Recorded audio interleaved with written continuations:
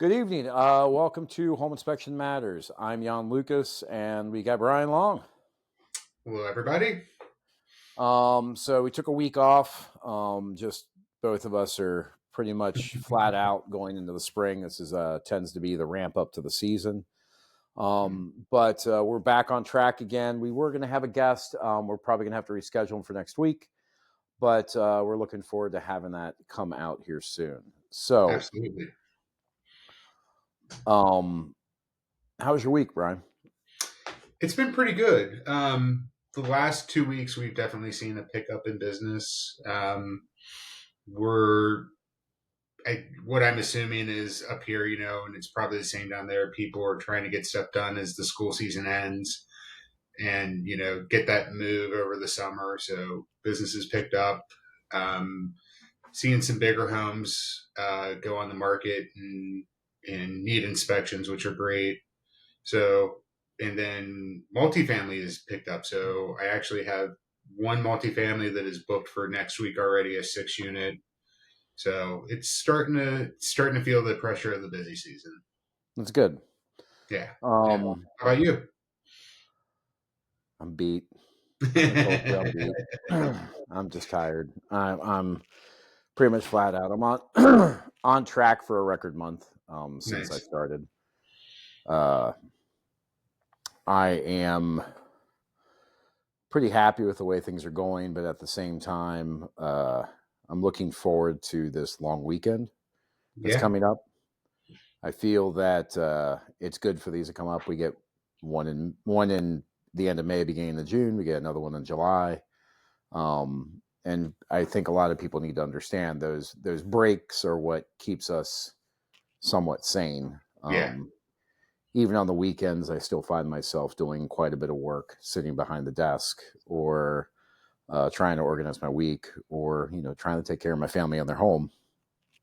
So I've been busy, but it's good. It's good. It's Yeah. definitely good. I've been dealing with some business end issues, which I spoke to you about, having to go through the not so wonderful world of Google. For some reason, in the local area that I'm in, the top three inspectors that were um, uh, the top three reviewed inspectors in the area, myself and two of my competitors, which I'm actually have a good working relationship with, all three of our business profiles were flagged. I would like to believe that it wasn't nefarious, but at the same time, I don't know. It's Um, a little weird. And Google's it's a necessity, but it's also, you talk about the small operating the business. When you're taking time about clicks, reviews, and keeping your website current, it does take a lot of uh, time from your schedule. oh Especially, I know God, you have some office help and everything, but it's still ultimately, as the business owner, it falls into your realm to make sure it's right and correct. And then because you sign off on everything, you're the one who has to try to get it corrected with Google. And I have not experimented with that yet, and or experienced that yet. And the first thing I said to you is, John, I'm glad you're paving the way on this one for me. So if and when it does happen that a qualified business gets taken off and flagged on Google, it just blows my mind because I looked at your website and just Googled your business, and you can see so many reasons that you are an established business that even if somebody flagged you on Google, Google needs to have something to protect you that you shouldn't be off there, whether it's your successes, being voted best in Bluffton, if it's the other stuff you've done media wise or what your business has been part of with different groups and things. It's like you're an established business. You were like the top 10 things came up and nobody else. Like how did they flag you as not being the business? I, I'm at a complete loss myself. I find that the Google has not been very helpful at all. Um, Mhm. I have tried to reach out to them. There's no phone number, no email. Their product support's awful. Um, if there was another search engine that encompassed everything around the world as much as Google did, I probably would have dropped Google in a heartbeat. Yeah. But it's a necessity. when things like this happen, I am not a patient man. I don't think it should take 7 days to verify my business. No. But it took a full 7 days. It was confirmed that my appeal, that my business was factual, was approved at 5:11 this morning, but it takes another 24 hours. So you'll be back up hopefully by the weekend. I Worst hope case so, scenario. and I should regain my reviews. We'll find out. Yeah. um, but people don't realize that we're kind of a slave to this industry. I mean, we're doing this. This helps us with presence throughout the media world, through Mhm. presence throughout everything. But I feel that the operation of a internet search engine that has so much control of your life needs to be more user friendly.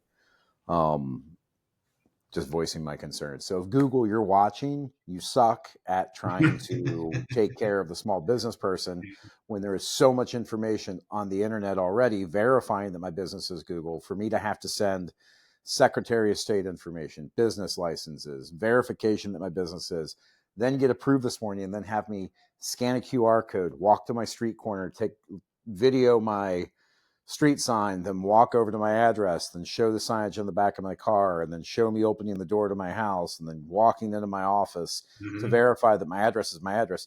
It's a little excessive. I know it takes a couple of bad actors to ruin it for everybody, but also at the same time, I think if Google did their due diligence and actually, before they just shut something down, investigate it more.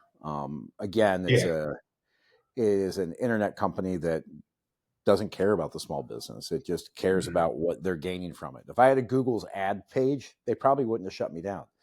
But I don't pay for anything on Google. Yeah, I do a Google's ad, and it's very minimum for what I do. But the problem is that the the return on investment, it's not great.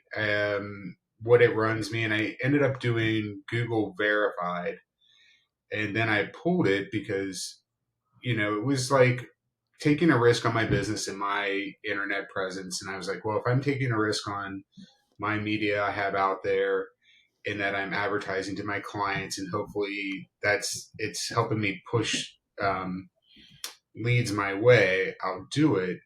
But every call that I've gotten from Google Voice or everything that's come automated through has not been a legitimate, even potential lead. Nope. So I was paying.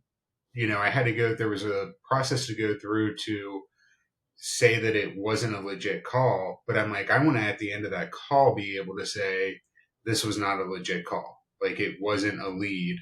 But it cost me some money to do to answer the phone for nothing for somebody asking me the calls. I can't remember what it was, but it's essentially asking me if I would deliver a pizza. That's how relevant they were to like my Google call, and that cost me $20 to take that call. So it's more important to me. I'd rather to keep my prices where they're at. I'd rather it be based on me actually doing legit sales at work. I'd rather do a charity event. I would rather have it go to a cause where I'm getting my face out in front of people. I would rather show up for a dog rescue and be able to talk to people that aren't even thinking about buying a home, but I can talk to them about they meet me and they see their friends. They're going to use me if they talk to me, is how I Exactly. look at it. If, um, so like the Google stuff for us as small businesses sometimes is just really you're just kind of giving money away. So Yeah. And it's frustrating because, like I said, our business is driven mhm.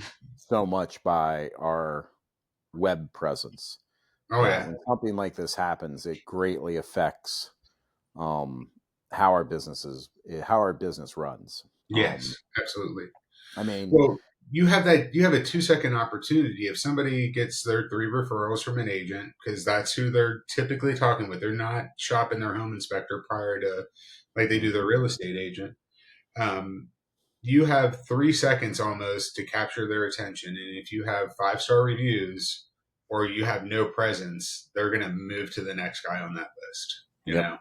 So, All right, so let's talk about what we kind of had on the books today. A couple things that I've been going through lately. and things that I've spoken about to clients, and things that I've run into, and I think you have too, and we've talked about this.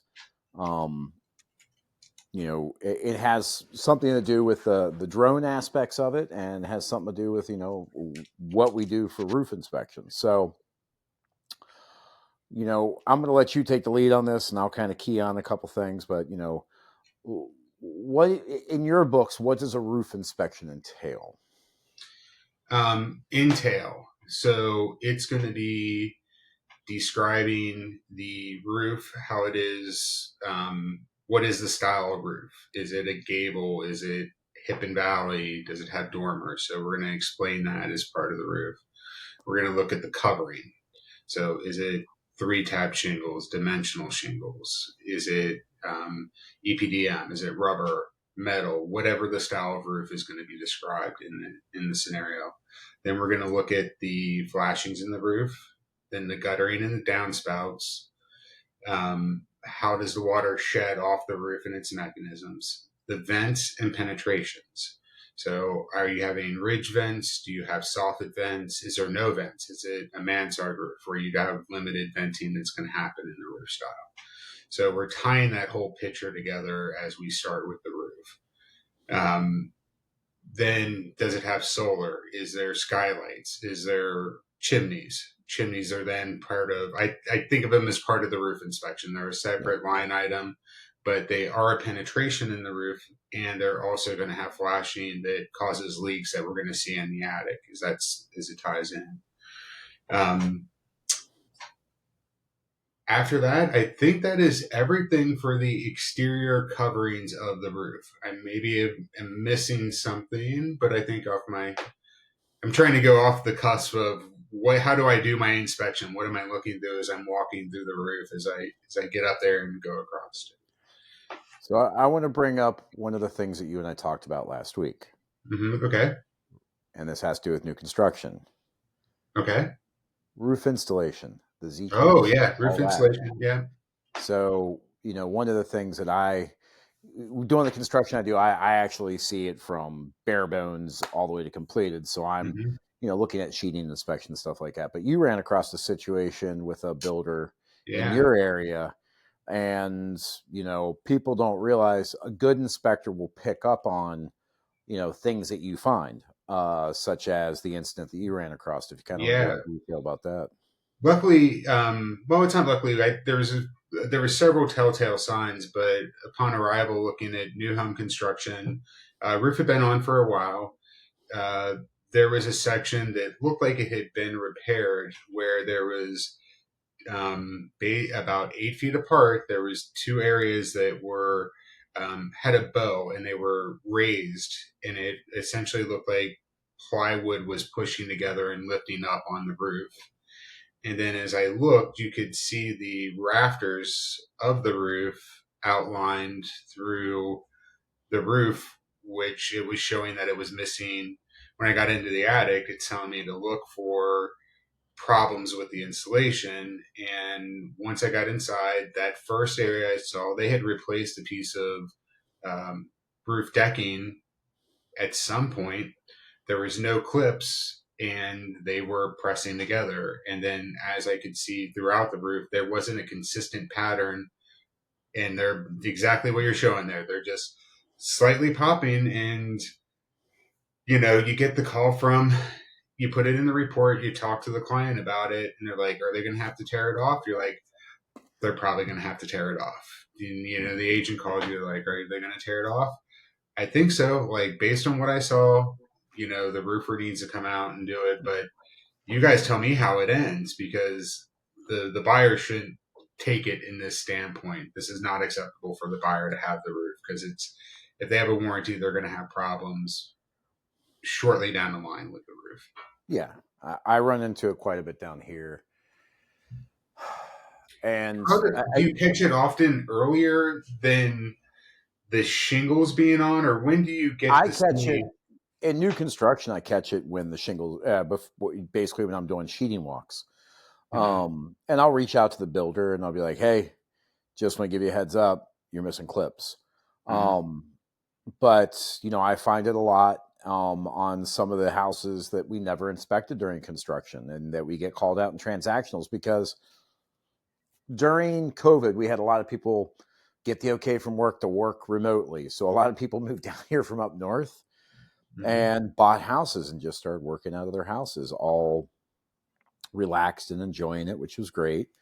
But as soon as COVID ended, and as soon as everybody returned back to normalcy of some sort, um, they got called back up north. So they're selling houses that are 2 and 3 years old, and we'll go and inspect them, and we'll see exactly what we're talking about here. This, where the Hmm. actual sheeting, the roof will have a pitch like this, your shingles will be running down like this, and then all of a sudden you'll have these bowed spots where they're supposed to be, and you point it out to them, and they're like, "Why didn't our inspector catch us when we bought the house?"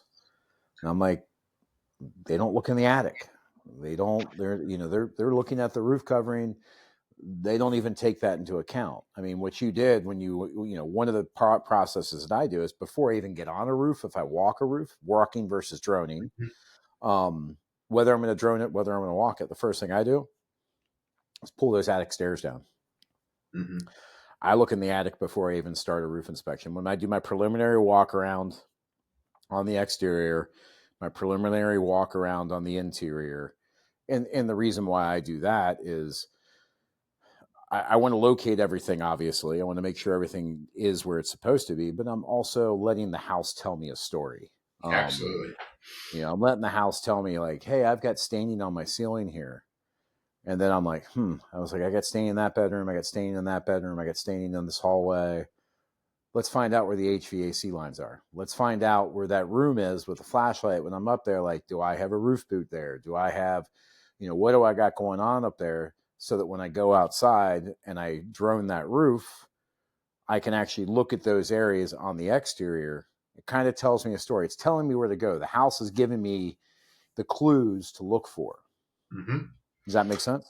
It absolutely does. And I used to do a slightly different routine, very similar, but then how I did my attic in part of my inspection was a different timing. And I'll give a shout out to Joe Chitwood with AHIT when I did my Kentucky classes. He was really keen about the safety of the attic first, getting up there before walking the roof. And I changed my practice immediately from that. So when I'm doing my I video the home when I first go in just to have a reference to the condition that I walked into. And I'm doing that same thing. I'm looking, what is it telling me? And I've usually already done one walk around because I put location photos in for my clients so they understand what I'm referencing left, right, front, and back of the home. Mm-hmm. So I get those, I'll get some meter photos and some basic, say it's a 5 minute walk around the house to get some photos, door views, different things like the fluff, and it's telling me the story of the home, like you said, or I say I'm putting a puzzle together. Yep. So I'm starting to see things that are wrong or that are catching my eye. Then I'm walking the house as I'm doing a little bit of, just covering myself of being in the home. And more or less, I'm protecting the home for when I have clients in there and from when I'm in there working. If there's anything that I break, damage, or happens, I want to be responsible for it. Yep. And then getting that attic is, depending on what I'm doing on the exterior or if it's a walkable roof. A lot of my roofs are high, not achievable to get in with how I'm going Mm-hmm. to walk it. So a lot of mine is drone. Um, but yeah, before I walk it, or if I'm going to walk it after I'm in the interior, the attic is going to be a priority. Yep. I mean, it sounds like the person you mentioned, Joe Chitwood, you said? Yeah, yeah, Sounds like his process is very similar to kind of mine. yeah, yeah, absolutely. Um, I find it that way just basically because it's a roof could be perfectly walkable. A roof, the pitch could be good, the shingles could be good, but you don't know what you're getting into up in that attic. You really don't. You don't know Okay. if you've got two rotten spots. You don't know. I've gone up on a roof before and took 2 steps. I said, "Yeah, I'm getting down." Yeah. Like I don't trust this roof. I had 1/4 inch sheeting on top of a drywall, and I'm a big guy, and I stepped and I felt that first one. I was like, "Well, hello there. Why is that doing that when you can see the roof move?" I was like, I didn't expect the sheeting to be that thin, but I was like, or the decking, but I was like, "Are you kidding me?" I can't believe 1/4 inch. Yeah, no, yeah. I am so lucky I didn't go through that roof, and then it's a big problem because I'm not going to accept the responsibility on that. I'm going to be suing them for my injuries. Like, I just fell for your roof. I can't work now. Mm-hmm. What the heck? So, Yeah, I mean, honestly, I'm pretty confident down here in South Carolina it has to be 7/16 for 3/8. yeah, this was somebody did a home up in Dayton. The roof got tore off, and it was not a good roof. There was multiple things in that home, but that was one I was like, "Are you kidding me?" And the realtor couldn't believe it either. He was just like, "I'm like, it's a 1/4 inch." Did they pull a permit? Yeah, I'm assuming no, Yeah, because nobody looked at that, that roof. that's kind of the telltale for me. So it's one of those things. I mean, I think people just think that like, so I'm going to go through a little bit of what I do. So I'm doing the walk around. I'm looking for drip edge flashing because drip edge flashing came into code in South Carolina in 2015. So Correct. that kind of is a, people used it beforehand, but on a lot of new construction, they didn't use it until they had to. So Yeah. that's going to tell me the age of the roof. Hmm. That's going to help me determine how old this roof is, besides even getting up and looking at it yet. Yeah.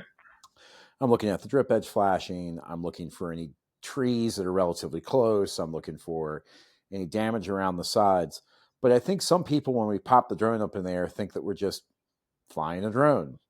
Um, No. I think, I always tell people, like, listen, I'm taking mental notes as I'm droning the roof of your house. And you and I have two different processes. I wait to get home to import my pictures into the report because people can't see my office, but I have three 37-inch or 32-inch monitors in my office. And I'll have one monitor where the file is, and I'll have another monitor where the picture is showing, and I can zoom in on the picture and zoom out of the picture.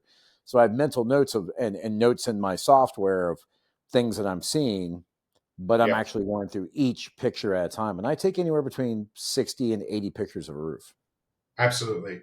My total normally for and I think our roof styles are a little bit different here. I'm 42 photos minimum Mm-hmm. per roof. For some reason, I didn't think about that number. It came up, but it's 42 photos. I I'm able to Wi-Fi all the photos onto my tablet, and then I review at home too. I put I have 4 photos that I take at the beginning, which are aerials of every angle.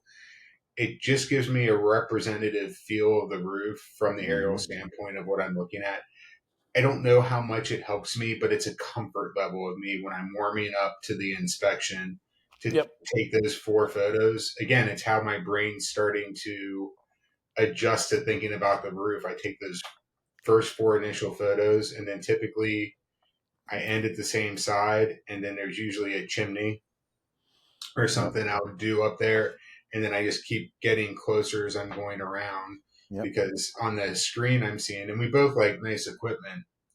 On the Yes. screen, on the screen, I'm seeing are the gutters full. I'm Mm-hmm. seeing is there vents? Could there be vents under solar? There's so many things that you're starting to decipher as you go through. And then the thing I really like now is having the additional zoom feature in the drone. So when I'm getting to the chimneys, getting to the flashing, getting to details in rubber, like I had no termination bars on a rubber roof that were needed, and they flashed up the chimney. You can see that fine, but I was able to grab detail of where the voids are happening in the rubber and the contact to the chimney. So everybody's going to understand that there's a moisture problem. So pushback from a vendor or the contractor that installed it, we can still have a professional conversation of how it should be corrected and Oh, get it 100%. done. Yeah. And just so people know, when we say we have nice equipment, um, Brian and I talk quite a bit about toys, and toys in this industry would be drones, crawl bots, moisture meters, FLIR cameras, flashlights. Um, there's a lot of drones you can get out there. The two companies that kind of lead the way when it comes to inspection and droning and stuff are, one company called Autel and another company called DJI. And everybody's familiar with DJI. They both have magnificent equipment. They both have their pros and their cons. Um, but the big thing is if you're an inspector and watching this, don't cheap out. When I first started, I bought a DJI Mini, which was great for the first 4 months. I bit the bullet and bought a DJI Enterprise 2, DJI Mavic Enterprise 2, and dropped about $6,000. And then I bought a DJI Zoom 2 because I like the zoom feature in and out. Don't cheap out if you're buying a drone. Don't realize that your tools are your best assets. They're going to make it so that the educated conversations that you're going to have are giving documentation and proof moving forward. And for homeowners, realize that this goes back to our justifications of price. Our justifications of price when it comes down to, why are you more expensive than this guy? Does he walk your roof? Does he drone your roof? Is he inspecting it from a dock pole? Is he inspecting it from the bottom of a ladder? Personally, I do not like standing on the bottom of a roof and looking up. I used to climb rock. I used to go rock climbing. I used to do a bunch of crazy stuff. I don't mind walking a heavy pitch roof. I prefer not to. That's why I have drones. And I'm sure it's the same with you, Brian. I mean, dock pole versus drone. Which one do you like better? Oh, it's drone by far, but Dockapole in a rainstorm, Dockapole it is, So Exactly. yeah. And Um, in the question I have for you is, what has been your longevity of that first drone, that first investment you did? How long have you Still gotten have it. out of that? Still Huh? have it. Still Still have have it. it. Still Yeah. operates. You know why? Yep. You Take take care of it. care of it. Yeah. It's my trainer drone. When I have somebody start with me, I'm like, this weighs less than 500 grams. You're going to have to plug your phone into it. I'm going to set up the app for you. I'm going to log you under my username. I want you to learn how to fly this thing first. They're like, why? I was like, because it was only a $500 drone Yeah. Hmm. versus a $3,000 to $4,000 drone. Yep. Yep. Um, this has no radar. You're going to learn how to fly. If you wreck this, I just got to replace blades, possibly. You wreck Yeah. this one, I could be dealing with a lot of other things. Yeah. Yeah. I bought a second drone this year. So 2.5 years on the first one. It's still good. The best part is if I'm in an area where I'm trying to confirm airspace, my new one I'm having, sometimes it'll say that I'm not on a network and it won't let me in. And I You can know what my switch. answer to that is? What's that? Go buy an Autel. Oh, yes. Well, I have permissions usually set up to do it. I've just got to acknowledge it, but Don't the remote don't isn't even have to worry about that with an Autel. well, I'm looking at the Autel for the thermal imaging. When I do make that jump to do exterior thermal imaging, that's My big thing is I have 4 DJI and 2 Autel. yeah, The 2 Autel stay with me and my business partner Grant. Main reason being is Hilton Head Island, the Marine Corps Air Station base, and we won't be in restricted airspace, but we're so close that DJI still, if you have no connectivity issue, you can't unlock it.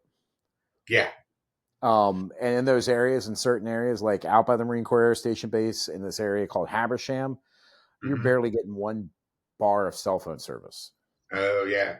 So even So if you're using your phone on the remote, you're not getting clearance. not only that, when you're using the smart remote, you still have to tie into your Wi-Fi, which would be on your Yeah, phone, to and unlock you're it. not getting. Yeah, that's why the Air 2S still goes with me on so many properties because I can use the non-smart remote. I still have the non-smart that stays in the case. I have a smart remote for that one, and then of course the new one, the Air 3, has the smart remote also. And but sometimes it'll let me approve the connectivity to let them know that I'm flying and I'm in airspace.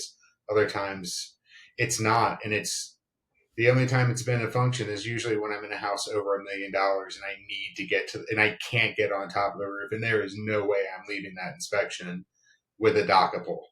So, Hilton Head plantation down on the island. mhm. It's literally it's literally so close to the airport that you could almost jump up and touch the planes. Yeah, yeah, Um, and you're talking, the other side of it. So we've got Hilton Head plantation here, the airport right next to it, but the planes don't even fly in another community, which is called Wexford. You've got 3 4 story homes in there because they've got the pilings and piers, which is like a garage, and you got 3 stories on top of it. hmm, There's no way you're getting a ladder up there. You got to drone it. yeah, But DJI locks you out. Autel doesn't. So that's why I'm kind of an Autel fan over DJI. yeah, yeah. Well, and again, it's back to the whole premise of how you do your business and how we both feel about it is you have to show up to the property. The property is going to give you multiple things to have to deal with. You have to show up with the right equipment to have the flexibility to give them the same quality of an inspection as you would want for yourself. Yep. Today, thunderstorming, raining, weather crazy. I wanted to make sure I still had a second set of clothes in my car. I knew I didn't, so like I was like, I'm gonna fall today if I don't have those, and I'm gonna be Mm-hmm. covered in mud. I was like, they said there was no crawl space in this one, and it's not often in this area. I put the crawl bot back in the car, so I made like 2 trips this morning. First thing to make sure I had the things in my car. Used my Yep. crawl bot. Still had to get into the area with. I flipped the crawl bot, so then I absolutely had to go in with my crawl Yep. jumpsuit on. Um, 2 pairs of shoes, all my cleaning supplies. It thundered, lightning, hailed, rain, and still found time to get the drone up. It turned out to be a beautiful day, but you know, I did not stop in the morning due to weather or what obstacles at home would have gave me. Like Yep. I could have crawled this space with or without the bot. I like the bot going in first just because it does keep us safe if you find a snake or you find something in there. So Or a 5 foot baby alligator, like I sent you a picture of this I week. use I used that story today. Yeah, actually kept my client occupied. It's a good story to tell that, you know, somebody had to jump because of an alligator. We didn't Yeah. have that today. So Um. So my question to you is preference: walking a roof versus droning. man, I here's You're a bigger this is guy than me, so well, here's the thing. Um I will walk any roof I can walk because I don't mind doing it. tactile feel. Yeah, yeah. I think it shows a bit of confidence at times too when you do see something on the drone and you get out there and do it. I still drone every roof, walking it or not. I still take relative photos of the drone before I go up there. I fell in love with that process day one when I was doing inspections, and Mm-hmm. I just haven't stopped it afterwards. So I like having the aerial photography. And a lot of times, though, if I'm in the urban environment city, I'm not able to get access to 3 story roofs. A lot of the 3 story stuff, I'm not walking anyway. I don't have the ladder access. If I do need to put a ladder up on a roof to go up to another side, if it's got a balcony or an area to do it, I still do it. Example was I was in Mount Adams this week and I third floor balcony took the extended climb up to the third floor and got up on the roof to still walk it. Getting off the roof, I was looking at the entire city. It was a weird perspective getting off, but it was also a really neat experience. It's how you know you're alive if you're on the Oh roofs. yeah.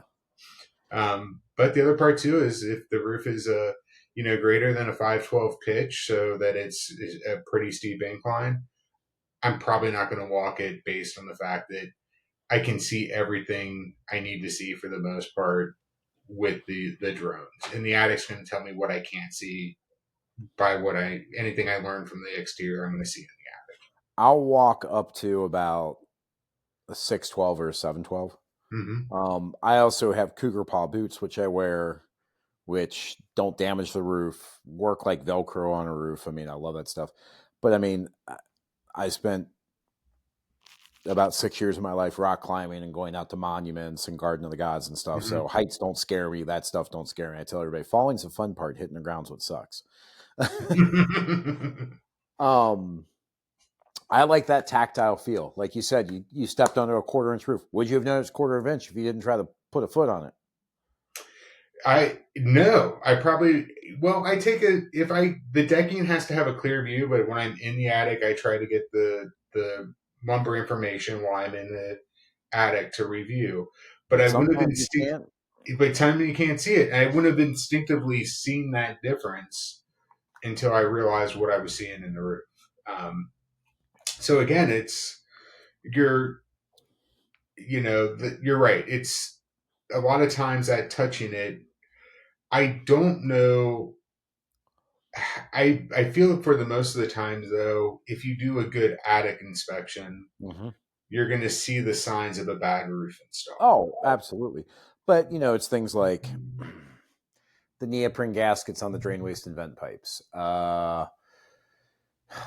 Passive air vents. I always look at one of the things I do on some of these homes that down here they have a lot of passive air vents or Mm-hmm. solar powered thermostatically controlled air vents.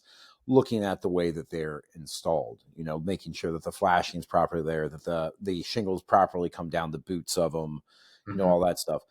Sometimes you can't really see, you can see it well, but I like to look at it. I'm one of those people. It's just like, okay, what do we got going on here? It just makes it so that it's more encompassing for myself. It Mm-hmm. gives me peace of mind. Yeah. Makes it so I can put my head on the pillow at night and be like, okay, we're good. Yeah. Yep. And Um, and I also like to be able to measure at times. I don't want to like count bricks on the chimney to see how wide it is or if it's mhm. suspect the perspective of the height. Sometimes when you're up there you can take a measurement that you know that you're having the clearances there. For us snow cover and height events, how many times I'm sitting there. Well, is it 6 inches, 8 inches on the vent, or is it actually 12? Sometimes the perspective and the pitch, you might not be seeing it correctly. The other part too, for the pros of walking a roof is because you're putting a puzzle together, when you touch it, see it, feel it, it resonates more into your system about what it is. Yep.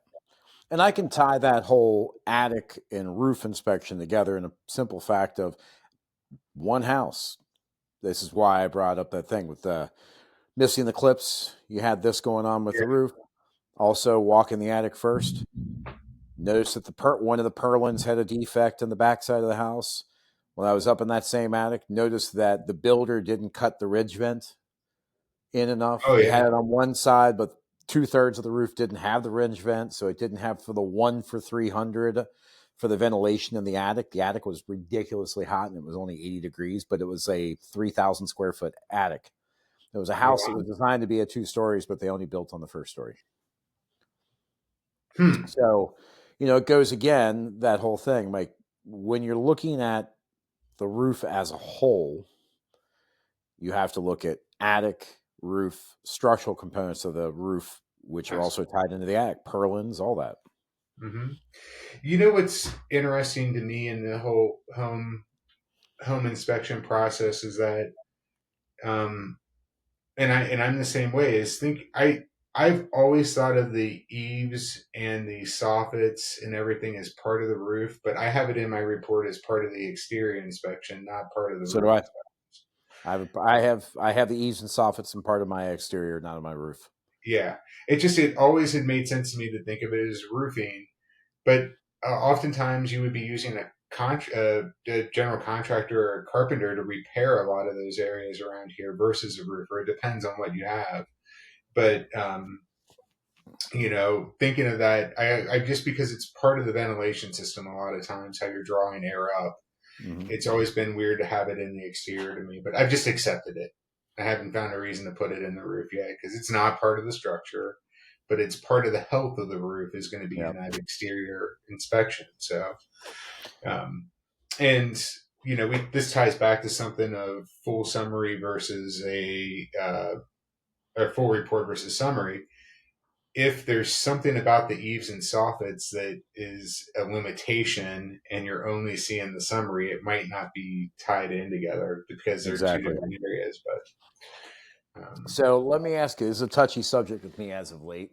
okay, Very touchy that's why I subject. love this. I get to figure out the dirt of what's going on with you. Um, HOA and drone policies.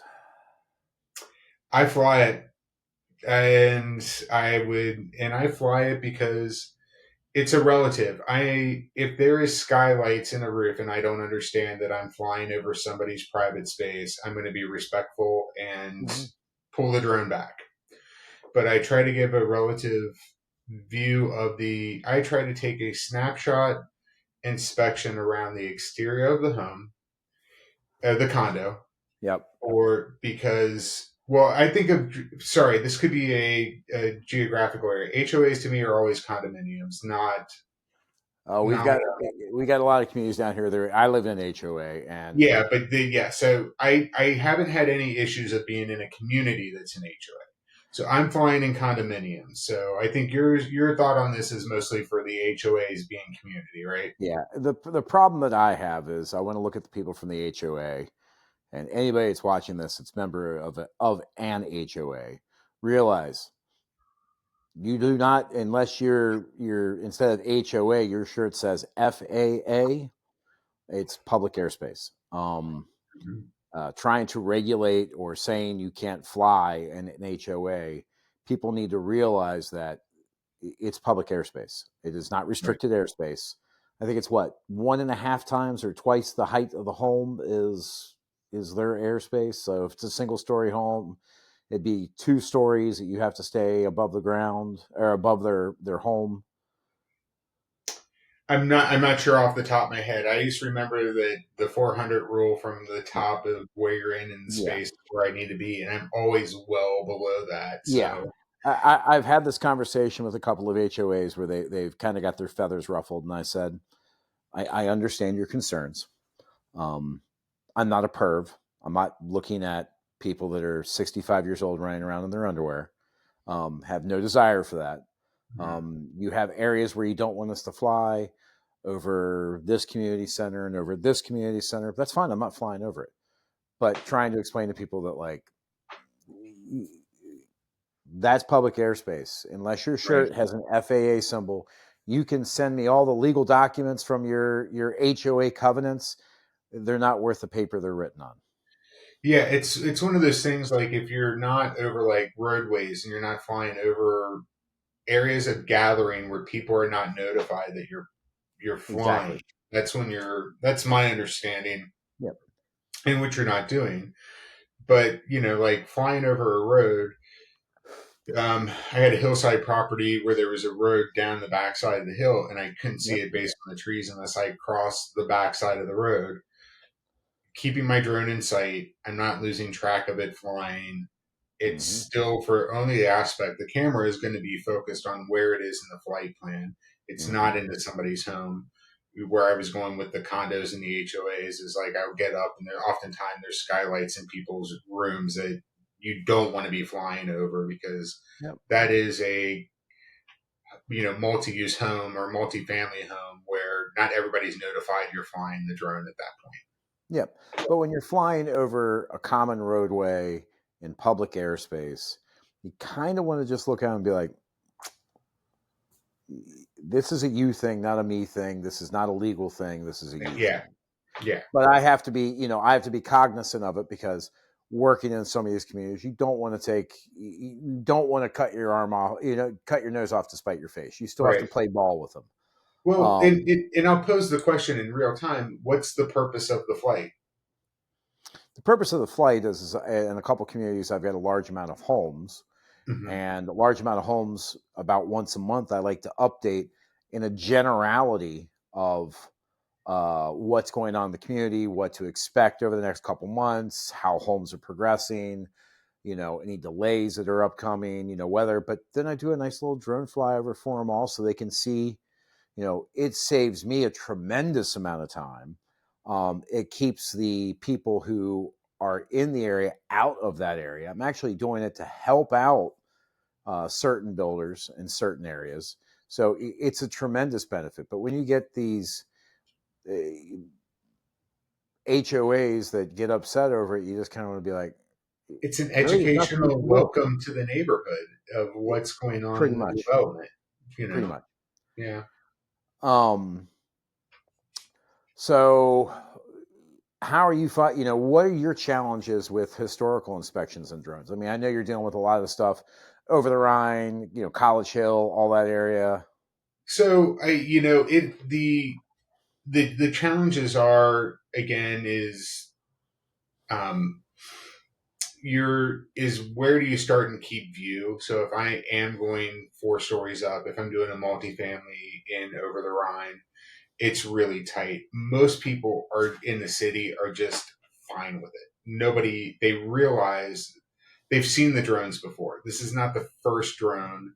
Drones have been in service in our industry and around now for so long. Hmm. People are used to seeing it. People usually want to question you about it. The hard part is still being polite to people who want to ask you about the drone, but still being able to do your job at Yep. the same time. So the pluses outweigh the hindrances to so much. Like the roof today, I had to do. There was so many different bump outs and surfaces and textures and wet and I mean historic home, so mansard roof that had a nice crown peak to the center of it that flared out, and then there's multiple bump outs around that exterior and contours of the home. It was a lot of great old gaslight historic home. Love those houses. Miss It those took houses. me 40 minutes with the drone almost to hit Hmm. everything around that upper exterior that I A could house see. that big, and you probably had a couple hundred pictures. Yeah, yeah. And so that's what you're doing. But the details I got in flashing and the amount of service it is great. But I've met and chatted with more people doing it, and that's the part that's felt good. This is no dig on on the. I've had one person in a rural area ask me if they wanted me to have that shot down, and my Can't do that. response That's was, my response was, well, I do want to. I do need a new drone. If you want to buy me one, shoot it. And he was like, what? I'm like, you're going to replace it if you shoot it down. and So people don't realize if you shoot a drone down, it's the same as shooting at an airplane. don't shoot. Yeah, Legally, yeah, the punishment for it, whether it is a yeah. unmanned flying vehicle, or a drone, or a plane, the penalty for shooting at it is the same as shooting at a plane. Well, and that's the thing about using the drone for what we do is we do have a Part 107 license. The FAA holds us accountable for what we're flying. If we're flying at night, if we're flying incorrectly, our fines are crazy. What we want to do is fly to make our work better for our clients that we're doing the inspections for. I can't tell you the last time I flew my drone for fun. I can't I haven't taken it on a hiking adventure. I haven't taken it on an outdoor adventure. I strictly fly my drone for work for the most part. Kind of bums me out now that I think about it. So something I ran across today, and I think you've run across, and I've been running across lately, is uh, and it's something that upsets buyers because they end up on the losing end of this. But restrictions. Oh yeah. When I show up to a house, my Spectora, I've got an email and a text message that goes out to the buyer, the buyer's agent, and the seller's agent. Um, the buyer and the buyer's agents talk about payment, signature of, when it goes out to the buyer and the buyer's agent, it says agreement needs to be signed 48 hours in advance of inspection, or 24 hours in advance of inspection. It was booked the day before, and payment needs to be made, or inspection report won't be released. But the agreement has to be signed the day before, 24 hours before the inspection starts. If it doesn't, it automatically gets canceled the morning of. Mm-hmm. Um, and then the payment has to be made before the report's unlocked. But on the seller's side, it's a lengthy email describing to the seller what the seller's agent, what their seller is responsible for: access to the electrical panel, access to the water heater, um, non-hoarder like conditions, room in the attic to actually get into the attic, look at the air handler that's in the attic. People don't realize that we're not movers. We're not your organization team. And I get very annoyed with it because, I mean, perfect examples I had today, I had an inspection where the house is completely unkempt. Literally, they have bushes growing on both sides, and all the bushes that are growing around the both sides are native weeds that actually turn into bushes around here. And they've got very sharp, pointy, I want to say thorns, but they're not thorns, but growths coming out of them that, like, I called the buyer's agent and I said, I can't inspect the electric meter. I can't inspect the gas meter.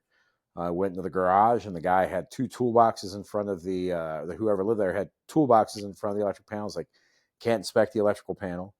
Can't inspect the water heater because there's a jet ski in front of it. Go into the attic. Can't inspect the attic because it is literally like they took every box in their life and shoved it into the attic. I mean, the types of restrictions, what are you dealing with? My restrictions have to do with the fact that there's a lot of people out there that really don't take care of their stuff and have hoarder tendencies. Yeah.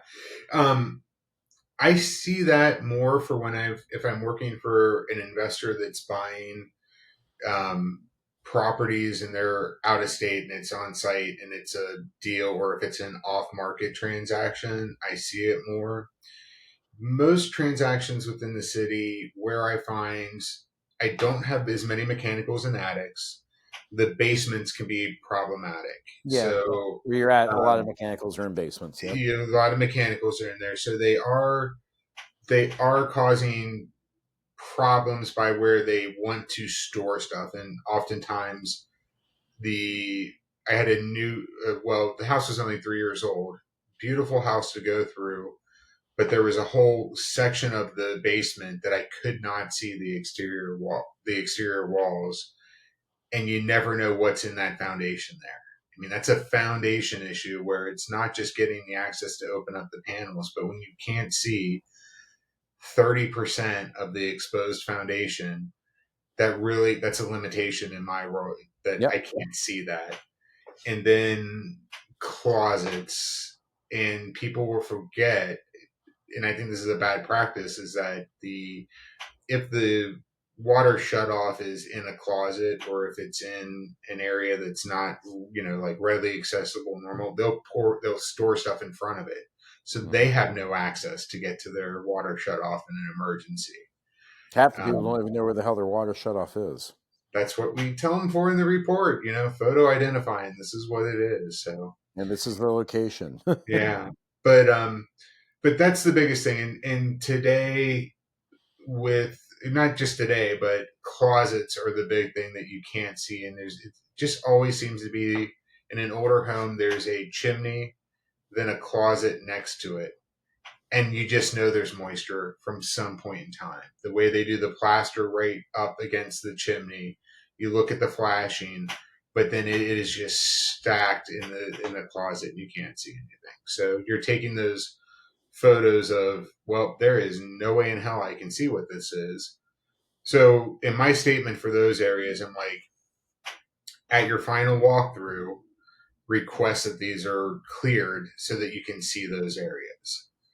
Until it gets into a mechanical area, say like the electric panel, the an attic, a major component of it that would cause a material defect in the home, I say we need to reinspect when we can't get to that. So the closets, depending on what it is, that even that foundation one, I made a note saying, look at it before you walk through. If you need me to come out, we'll get it scheduled for a reinspection.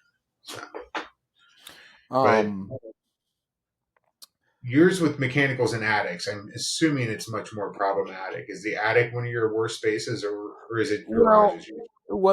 it's attics. It's a lot of attic and a lot of garages. Mhm.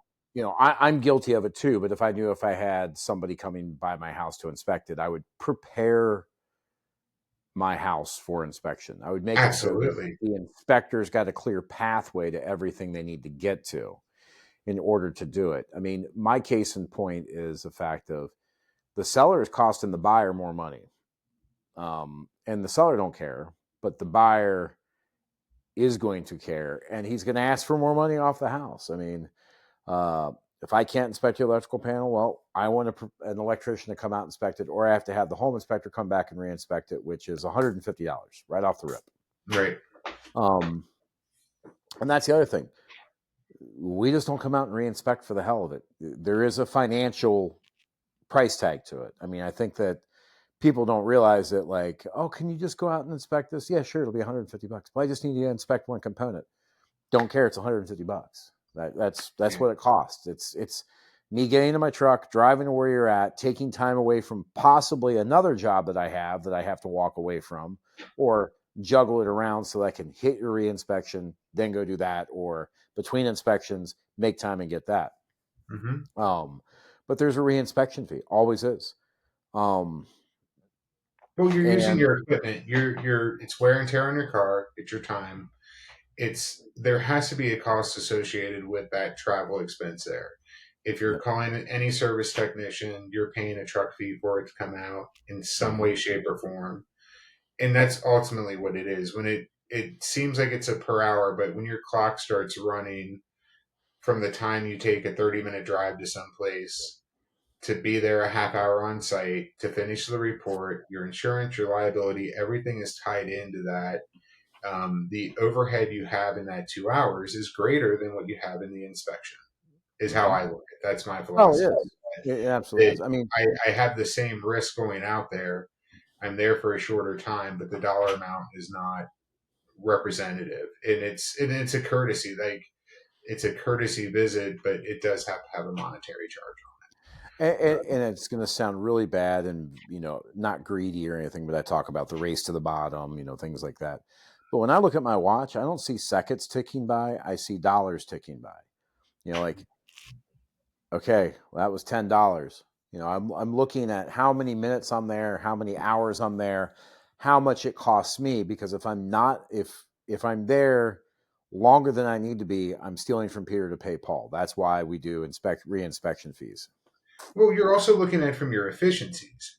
You're thinking about it in a dollar standpoint, but it's not greedy at all for the fact that what you're thinking is how can you be more efficient? And it's not for you to get to your next inspection. It's you want to do the inspection and do the quality of work that you have. Mm-hmm.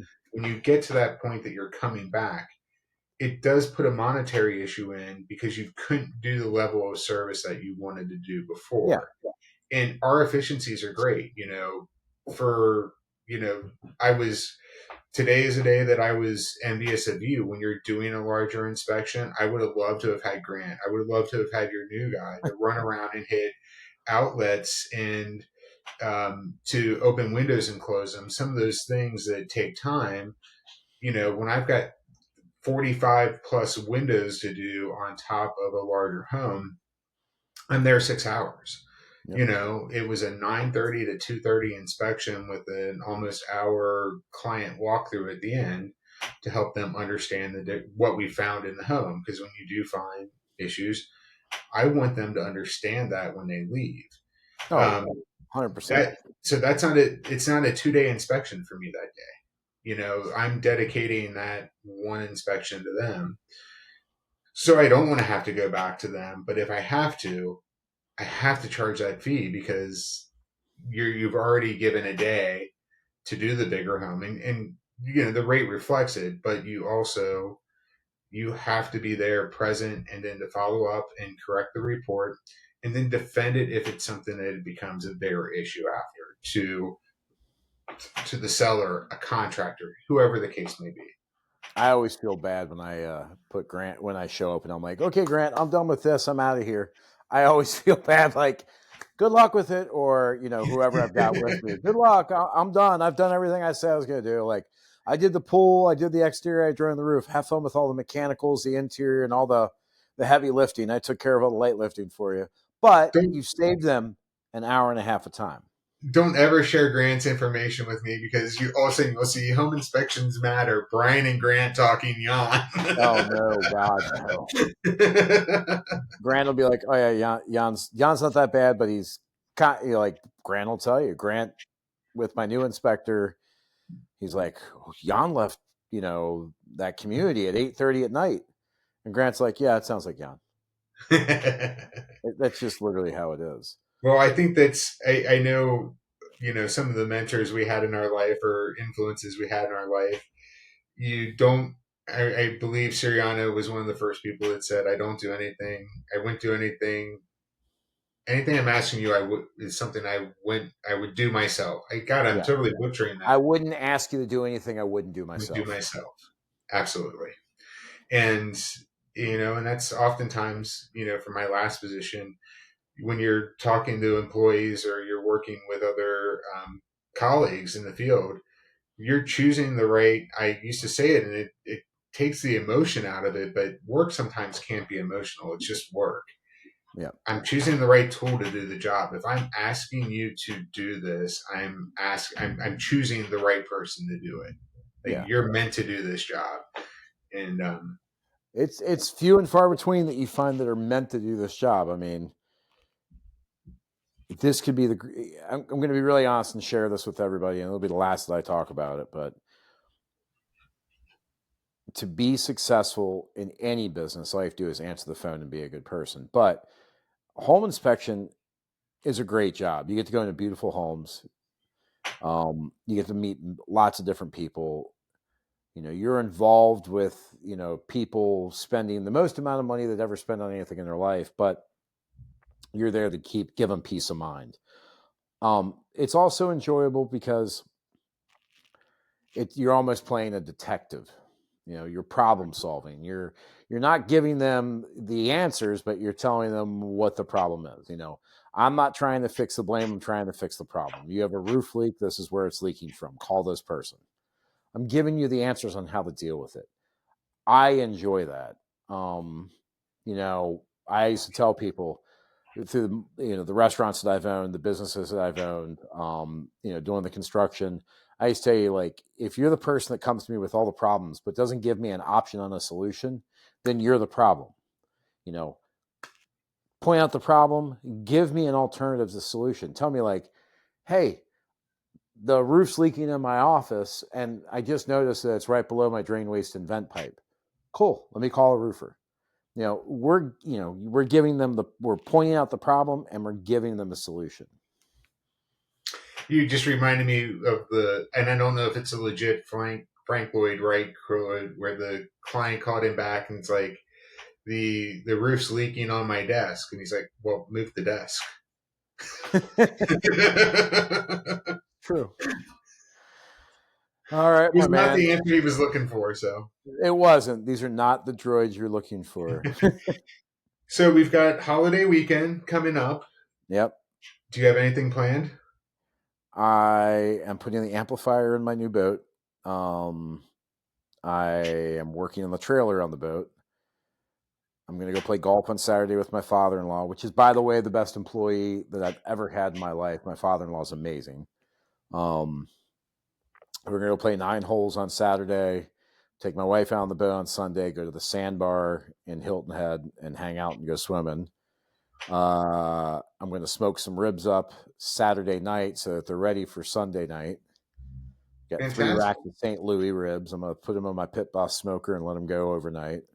Nice, nice. Um, and then Sunday, I'm pretty much going to sit out and back on the new and work on my fire pit deck that I just built with pavers. Build the fire pit, and I'm actually getting a triangular hammock that when the fire pit's not going, we can sit on the triangular hammock like 3 people at a time. Nice. Fantastic. Fantastic. What about Well, yourself? cool. Um, I don't know how plans. It keeps raining up here, so we're gonna. We bought a hog a while back. We have a local farmer that we've been for the meat. Most of the meat we're buying, we're getting local.